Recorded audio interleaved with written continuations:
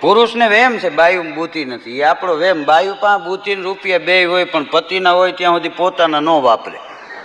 પુરુષ વહેલા થાકી જાય એનું કારણ બુદ્ધિ આપણી, રૂપિયા આપણા. પાપો થાકે ત્યારે ડોહી ખડતાલું મારે. હા, બાયુમાં કેવી બુદ્ધિ. બસમાં છોકરું લઈને બાઈ ચડે, જગ્યા ન હોય, ગમે એના ખોળામાં બેહાડી દે. બેટા મામાના ખોળામાં બેસી જાય. મામોએ હરખ પદુડીનો ના ન પાડે. હા, રેવા દો, ઘેરે રમાડીને થાયકા. હા, આપણે છોકરું લઈને બસમાં ચડી લ્યો પુરુષ. હા, અને જગ્યા ન હોય, આપણે કોઈ દિવસ બોલ્યા મામીના ખોળામાં બેસી જાય, કારણ કે મામી ન્યા મારે. બાયુમાં અદભુત બુદ્ધિ છે. હા, એટલે તો દરેક સિટીમાં બાયપાસ રોડ છે. ક્યાંય બાયપાસ બંધ શેરી પાડી. આપણા ઘેરે જન્મીને આપણે 25 વર્ષના થાય ને આપણું ન હાલે. લ્યો, લગ્ન થાય ને અઠવાડિયામાં ઓનું હાલવા માંડે, એ બુદ્ધિ વિના હાલતું હોય છે. અઠવાડિયામાં કે એ રૂમ અમારો ને, એ ગાડી અમારી ને, એ દુકાન અમારી છે ને, આપણે સસરાને ઘેરે જઈને કહીજો ખૂણામાં રહ્યું, બાથરૂમ મારું છે.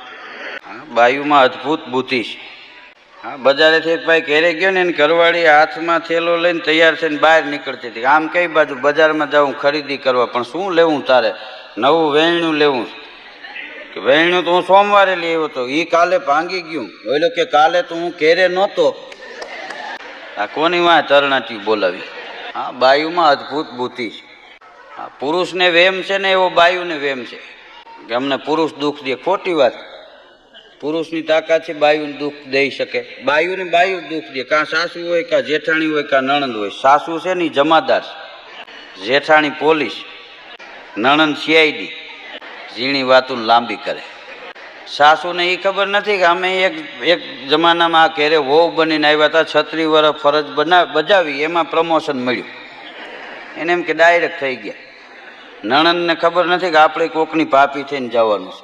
હા, છેતરવાના ગાળિયા કર્યા છે. કોઈ ન જાણે એમ હું બીજાને છેતરી જાણું, એવી અજબ ચાલાક બુદ્ધિ તણું. મારે ડાપણ નથી જોઈતું, અને ટાઢથી થરથરતા હોય એવા ઉઘાડાના અંગ ઢાંકી દેજો.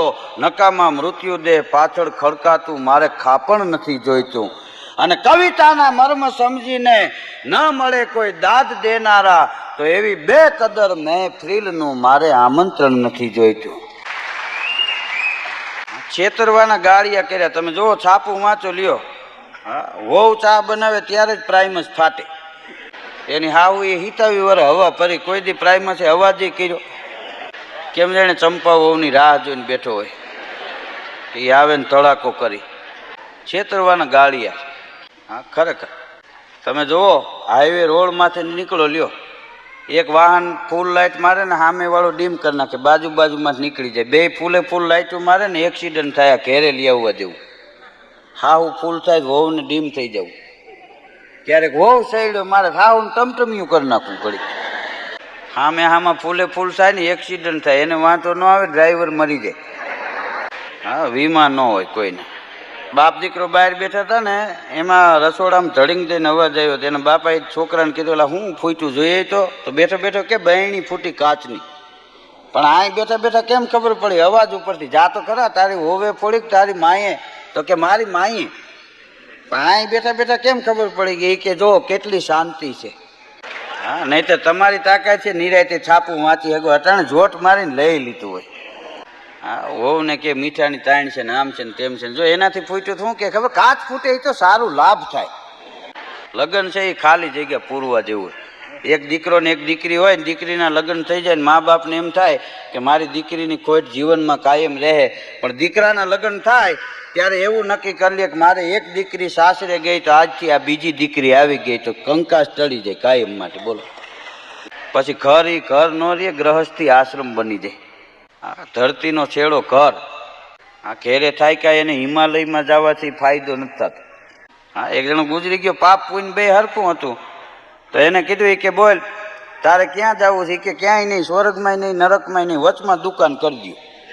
હા, એક જણાને જીવ લઈને ગયા ને જમરાજા, કે આને કોઈ વિશે સારું બોલ્યો નથી, આને સારા કામ તો નથી કર્યા, સારો અભિપ્રાય નથી આપ્યો, આને નરકમાં જવા દો. તો નરકમાં નાખી આવ્યા ને 3 દી પછી જમના દૂત નીકળે. કે જોઈ તો ખરો, ઓલો હું કરે, બારી ખોલીને જોયું ને, લોખંડનું જાળવું, નીચે ભડકા બરે, ઉપર બેઠો બેઠો બીડી પીતો.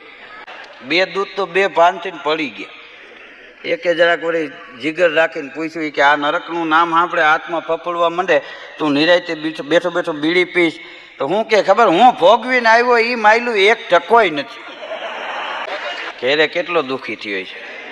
હા, પુરુષ વંકો પાઘડી નેણાવંતી નાર, એવી જોડી જેને મળે એને થઈ જાય બેડો પાર. પ્રીતે ભલા પારેવડા મોર કરે મલાટ, હરખે હરખા તો મળે જો લખ્યા હોય લેખ લલાટ. એક જગ્યાએ અમારો કાર્યક્રમ જીતુભાઈ ને બધા હાસ્ય દરબાર કાર્યક્રમ હતો ને, તે 500 રૂપિયા જીતુભાઈ ને કાપ્યા. કે ભાઈ ભાઈ એમાં અડધો ટાઈમ ગયો. ભાઈ ભાઈ એને 500 બોલો. હા, એક વાર અમારે સતત કાર્યક્રમ મને ઉતરસ થઈ ગયેલી. એક ભાઈ ના બાપુજી ના કારજમાં કાર્યક્રમ રાખ્યો. મને કે લોક સાહિત્ય અમને મજા આવશે. તો હજી હું 2 વાત કરું ત્યાં ઉતરસ આવે. તો અડધી કલાક પછી ઘરતણીએ કાનમાં આવીને કીધું મને કે મારે તો આના જ રૂપિયા દેવાના ને તારી ઉતરો સાંભળવાના. આવી ખબર હતો કે આનાથી સારું મારા બાપા ઉતરા ખાતા, તું વચમાં પોરો તો ખાસ. ઓલા તો એક ધારા પડીએ જતા. હા, દવાખાનામાં હમણાં એક યુવાન ગયો ને કે સાહેબ 3 દિવસથી માથું ઉતરતું નથી. સાહેબ કે આંખની હોસ્પિટલે વયો જા, નંબર આવી ગયા. પણ સાહેબ એ કે હજી તપાસ નથી કર્યું, હું હજી છેટો ઉપર નંબર આવી ગયા, આંખની હોસ્પિટલે વયો જા. પણ કે બાજુમાં થાવ હજી હું છેટો છું, તમને કેમ ખબર પડી ગઈ નંબર આવી ગયા? ડોક્ટર સાહેબ કે તું આવ્યો એ દરવાજો નથી, બારી છે. બારી દરવાજા જેવી લાગી તેને. હમણાં એક જણો દવાખાને ગયો, આંખમાં બહુ તકલીફ છે. ડોક્ટર આમ બેટરી કરીને કીધું આહો ભયંકર કમળો છે, દર્દી કે આ બાજુની જુઓ એ કાચની છે. ડોક્ટરને ઘુમરે નાખ્યા. પણ દવા હવાના હાસ્ય ત્રણેય ઉપયોગી છે જીવનમાં. પણ એક વાતની નોંધ લીધા જેવી છે, ભૂખ લાગે તો જ જમાય, ભૂખ ન લાગે ને તમે ખાઓ ને બીમાર પડી જાઓ. એમાં દાંત આવે, હસવું આવે ત્યારે દાંત કટાય. આ સિટીમાં આપણે નથી લાઇફિંગ ક્લબ ખોલી ખોટે ખોટા દાંત કાઢે. મેં કીધું રેવા દો, કોકના આટા ડોટાઈ જાય. અમથા દાંત કાઢવા. ઊંઘ આવે ત્યારે જ હુવો, નીંદર ન આવે ને હુવો ને એનો થાક બહુ લાગે. નીંદર આવે ત્યારે જ હુવો, નીંદર ક્યારે આવી જાય નક્કી ટાઈમ નથી રહેતો બોલો. હા, એમને આવી જાય. ઘણા લોટરીની ટિકિટ ઓછી કે રાખીને સૂતા હોય, સપનામાં 45 લાખ લાગી જાય. ગણીને કબાટમાં થપ્પા મૂકતા હોય. સવારે ઉઠે તો તૂટલ ગોદડામાં પગને માથું હલવાઈ ગયા હોય. હમણાં નિશાળીએ સાહેબને પૂછ્યું હતું. એ કે સાહેબ એક હાથી હતો, 12 કેળા મૂક્યા, 11 ખાઈ ગયો, 1 ન ખાતું. કેમ નહીં ખાતું હોય? સાહેબ કે ધરાઈ ગયો છે. એ કે ડુંગર જેવો હાથી કાંઈ 12 કેળા 11 કેળામાં ધરાઈ જાય? તો કે મને ખબર નથી, તું કે. પછી વિદ્યાર્થીએ કીધું 12મું કેળું પ્લાસ્ટિકનું હતું. ફૂંકીને મૂકી દીધું કે આ હજમ ન થાય.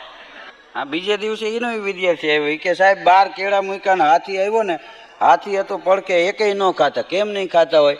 સાહેબ કે પ્લાસ્ટિકના છે. નારે ના, મધ્યા હતા ટીપકી વાળા પાકેલા. તો કે મને ખબર નથી, તું કે. પછી વિદ્યાર્થીએ કીધું કે આજ કેળા સાચા હતા, હાથી પ્લાસ્ટિકનો હતો. હા, 21મી સદીના છોકરા. નિશાળમાં એક વિદ્યાર્થીએ બીજાને કીધું ને કે આ સાહેબ ભણાવે છે ને, કે હા, કે એ મારા ભેગા ભણતા. કેટલા વર્ષ ભણ્યો છે. આ સંસ્કાર વિનાનું શિક્ષણ છે ને, પાણી વિનાના હાબુ જેવું છે. આ માણાના ઘરમાં ફૂલદાની છે, પાનદાની છે, મચ્છરદાની છે, આ બધી દાની હોય અને એક ખાનદાની ન હોય ને તો તમામ દાની નકામી. માણસને કારની જરૂર નથી, સંસ્કારની જરૂર છે.